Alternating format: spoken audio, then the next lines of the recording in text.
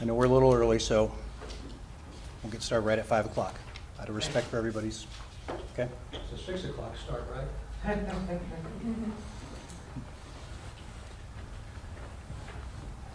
So whenever we're ready at 5, somebody just wants to give me we'll start. Is everybody good at 5, or should we make it 5:01?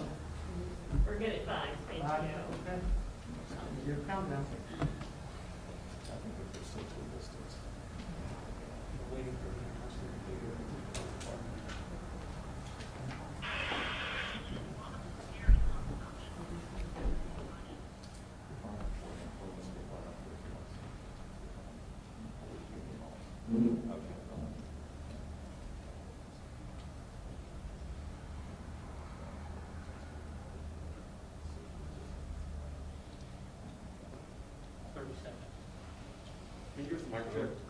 One, two, three. 3, 2, 1. Check, check, check.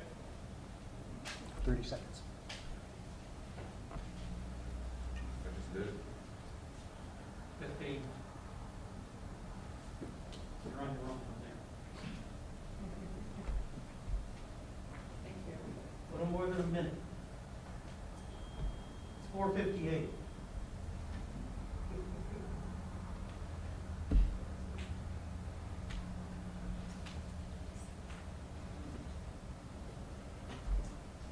Is everybody good with that? One more minute?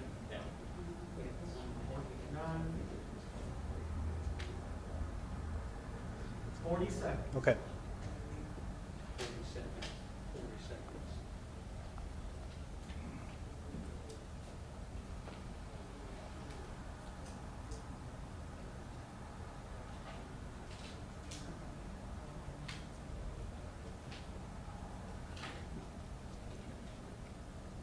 40 seconds. We're waiting about 30 seconds. We hear decisions from the special grand jury. Special prosecutor. This is a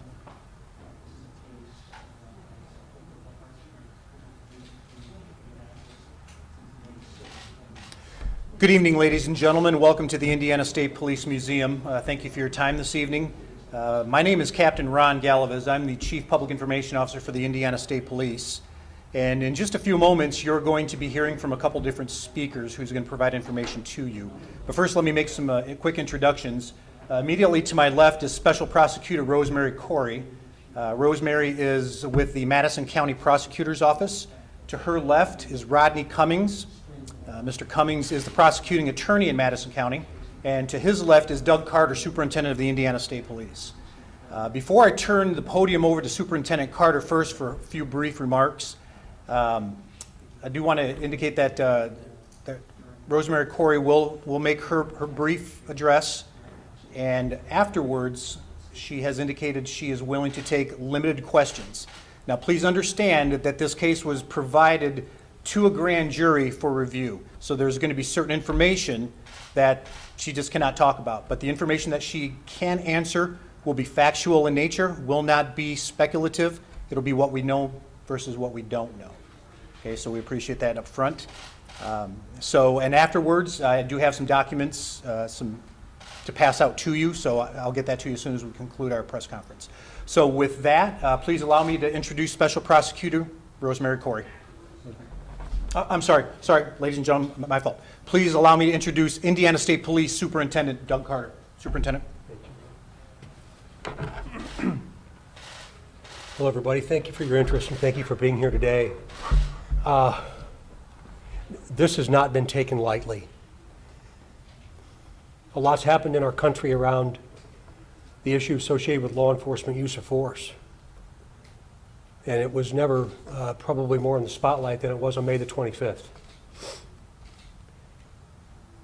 May the 6th is when this particular event occurred in the city of Indianapolis. You'll hear from Rosemary Corey in just a moment, who's done an extraordinary job objectively looking at the facts as they occurred. Please understand, please understand that our role is the objective finder of fact. We didn't pick a side, and we will never pick a side. We have hundreds and hundreds of hours in this investigation. for really two reasons. Number one, to explain to the family of Drayshawn Reed what happened. They lost a child. Number two, for the citizens of this great city to explain what happened on that day. Since that period of time, when the event occurred, again, we have gotten hundreds and hundreds of hours. We will not talk about what we think, but we will talk about what we know. So it's really, really important. I've appreciated the patience. I appreciate the partnerships. And with that said, I will turn this over to Rosemary to explain the findings of the grand jury here in the city of Indianapolis, County of Marion.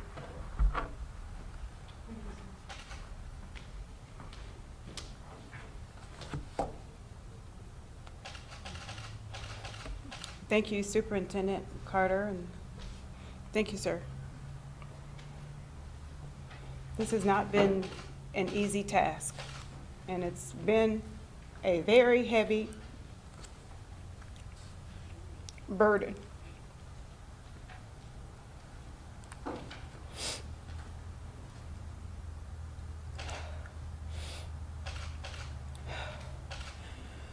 On June 4th,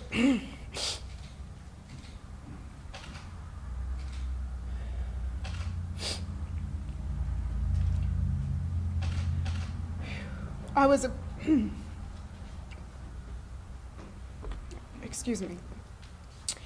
On June 4th, I was appointed by the Honorable Heather Welch as a special prosecutor to complete the investigation and any prosecution that might arise from the May 6, 2020 death of 21-year-old Drayshawn Reed. I requested this investigation be turned over to the Indiana State Police to conduct as complete and thorough an investigation as possible in as sterile an environment as possible. I believe those goals have been accomplished. On August 21st, 2020, I announced that I would be engaging a special grand jury taken from the community to review the evidence and render a judgment, because I believe the grand jury system is the best and final indicator to adhere to the integrity of this investigation, which my investigative team and I have striven so hard to maintain. As the special prosecutor, I asked for the public's cooperation, patience, and for anyone with information or who may have witnessed the shooting to come forward. This was a methodical and labor-intensive investigation, and investigators from the Indiana State Police took great pains to conduct it as separate as possible from that of which had already been conducted by IMPD. When feasible, they utilized the ISP laboratory division while ensuring the necessary impartiality.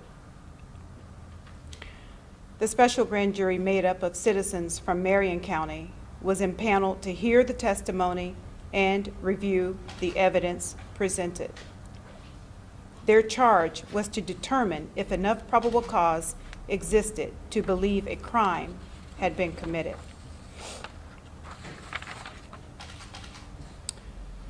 The special grand jury has concluded its review of this case, and I thank each one of them for their service. This special grand jury returned a no bill. This term means there is insufficient evidence to indict or accuse Officer DeJure Mercer of a crime. That concludes my statement. Madam Prosecutor, what was the most challenging part of presenting this case to the grand jury?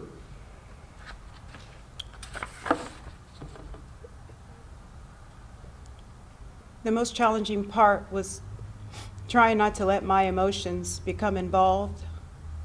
There was a lot of evidence to sort through. There were many witnesses that the investigators needed to interview. And I believe that, like I said, the most challenging part was probably just trying to sort through all of the evidence. And what did you find to be perhaps the most compelling piece of evidence, or the grand jurors indicated to you was most instructive to them about how this incident occurred? And because early on I committed to transparency to the extent allowable under Indiana law, I would really like to be able to answer that question, but unfortunately, due to the laws that limit the information that can be shared with the public, I'm not able to answer that.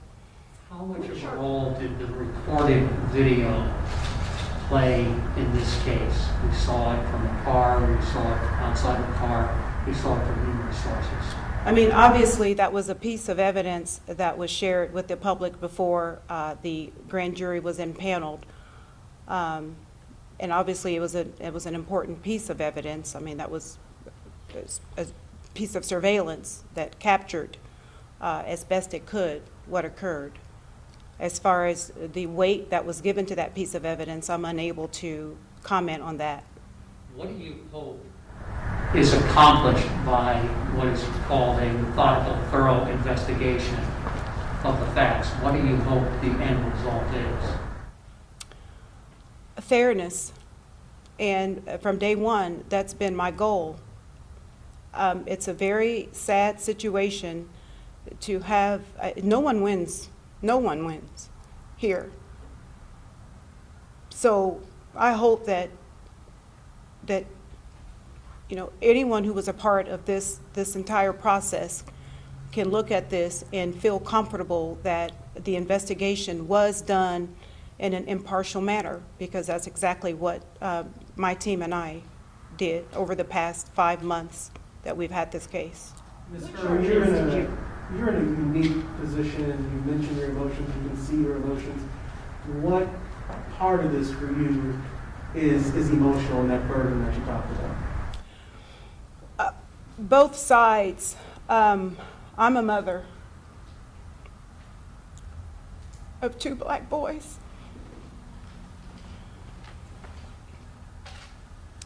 And I know, thank you. I don't know how Mr. Reed's mother feels, but I'm a mother of 2 black boys. I also am very empathetic toward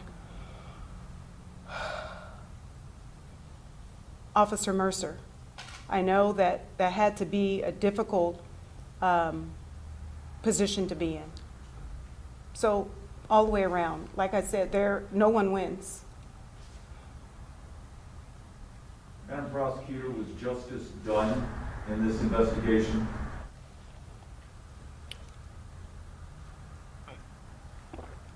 I have to believe that justice was done because I trust our system. I trust our judicial system. I put this in the hands of a special grand jury. I presented them with what I thought was a very thorough, comprehensive investigation that my team put together, and I have to believe in the system. What charges did you present to the grand jury for consideration? I'm not sure I'm at liberty to answer that because, like, again, the grand jury proceeding is a private proceeding. Did the investigation find the shooting was justified?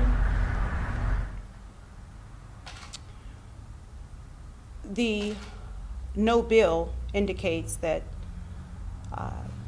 the grand jurors did not find that there was enough probable cause to indict. Is that no Bill, present tense. I'd like to add something to what the special prosecutor said just a minute ago. And many of you in this room and I have had these conversations previously. One of the things that we had to overcome was the narrative about what occurred before we actually knew. So that took a little bit of time to be able to do that. And I hope that that's what both you and our citizens in Indianapolis and around the state and really even around the nation would expect. But there was a very strong public narrative early, and that's been a struggle for us from the very, very beginning. That's why I think it's so important that you heard Rosemary talk about empathy and compassion and understanding.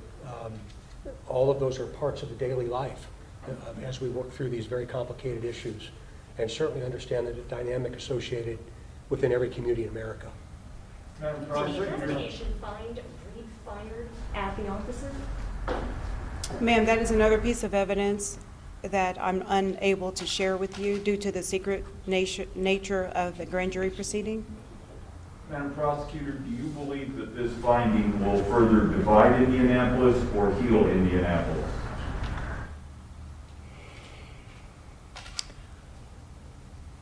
My personal beliefs on that is this. I don't believe there could have been another prosecutor assigned to this case who was as neutral as I am and as objective as I have been over the past 5 months. I've truly kept an open mind about this process, and I have tried to be as impartial as I possibly could about over this process. Early on in this process, I reached out to the mother of Mr. Reed and committed to her that I would do a thorough and impartial investigation, and I have committed to doing that. So my hope is that this community will put and have trusted me and continue to trust me and trust that this has been a fair and impartial outcome. Superintendent, With the information that we don't have access to because of the secret nature of the grand jury trial, it's pretty easy to imagine that there would be a number of folks who would see that and think that that in and of itself would leave room for a miscarriage of justice. Can you kind of respond to that kind of concern? That is Indiana law that is completely out of my control, out of the control of the investigators whom I've worked closely with. It's statutory that the nature of grand jury proceedings is secretive, so I have no control over that.